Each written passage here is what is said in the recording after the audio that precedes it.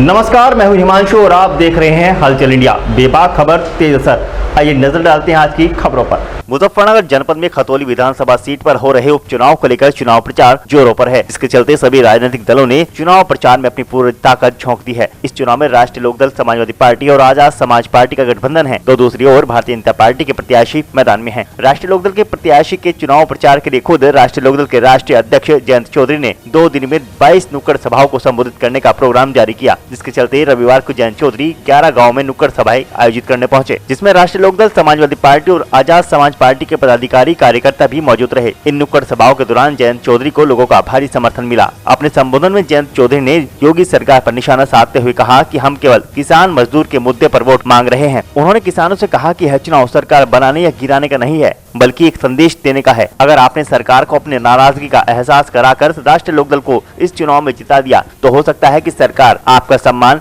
करना शुरू कर दे, क्योंकि लगभग 2 माह बीत जाने के बाद भी सरकार ने गन्ने का मूल्य घोषित नहीं किया और लगता है कि इस बार भी सरकार गन्ने का भाव नहीं बढ़ाएगी। उन्होंने कहा कि सरकार को नेता नहीं चला रहे, बल्कि कुछ अधिकारी जो सरकार को चला रहे हैं। जयंत चौधरी ने रविवार को अखलाकपुर, वाजिदपुर कवाली, पिमोड़ा, राठौर, चंदेड़ी, चितौड़ा, मुबारकपुर, नगला मुबारक, नगला कबीर, मंदोड़, बेहड़ा आसा, सिखेड़ा में नुक्कड़ सभाओं में किसानों को संबोधित किया और राष्ट्रीय लोकदल के पक्ष में वोट की अपील की। जयंत जी यहाँ पर आए हैं, किन मुद्दों को लेकर प्रचार प्रसार? देखिए, जैसे मैंने कहा, उपचुनाव है और हमारे लोग तो उत्साहित हैं। जो लोकदल के विचारधारा से जुड़े हैं, जो गठबंधन के पार्टी के संगठन में जिम्मेदार हैं, सब लोग समझ गए कि चुनाव हमारे लिए महत्वपूर्ण है। और वो इसलिए क्योंकि हम चाहते हैं कि जो लोगों की नाराजगियां हैं, जो खतौली क्षेत्र की जनता की नाराजगियां हैं, जो यहाँ की समस्याएं हैं, वो लखनऊ तक पहुँचनी चाहिए। गन्ने का भाव अभी तक घोषित क्यों नहीं हुआ? सबसे बड़ा सवाल लोगों के आज जुबान पे है, वो यही है।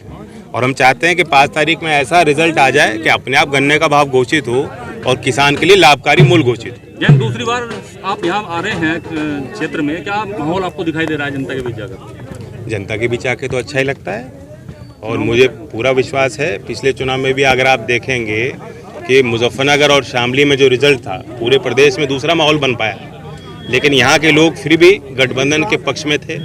यहाँ भी जो रिजल्ट था, बहुत ही कम वोटों से हम हारे हैं और जो फासला था, जो अंतर था, इस बार हमने उसको ऑलरेडी कम कर दिया है और आने वाले समय में उसको और अपनी तरफ बढ़त की तरफ ले जाएंगे। जो सवाल विधानसभा में उठ रहा है, जो अभिषेक जी पार्टी छोड़ करके गए हैं, क्या किसी तरीके का कोई फर्क पड़ेगा?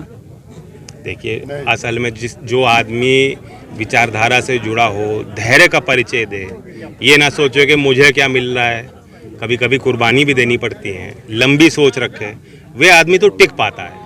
और यही असूल सिद्धांत सभी पार्टियों पे लागू होता है। पार्टियां उनको बढ़ाती हैं जो लंबे समय तक टिका रहे, जिस पे पार्टी भी विश्वास कर पाए।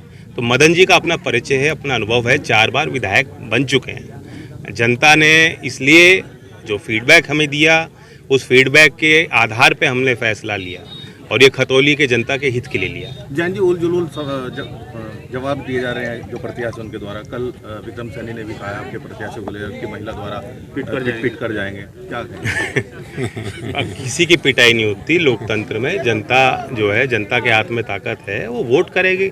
अब किसी को पीटने की बात वो क्यों सोच रहे हैं? हम तो नहीं सोच रहे, ना कह रहे इस बात, ना चाह रहे। महिलाएं 50% वोटर हैं और हमारी मतदाता हैं, हमारे घर की महिलाएं हैं, हम उनका आदर करते हैं। उसी तरह से मतदाता के रूप में उनका आदर करते हैं। हम चाहते हैं वो निकलें, वोट करें।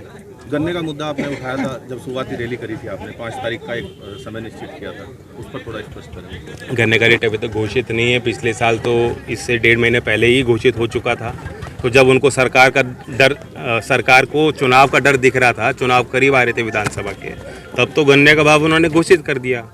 अभी वो करना नहीं चाह रहे, तो इससे इनकी मंशा साफ होती है कि गन्ने का रेट सरकार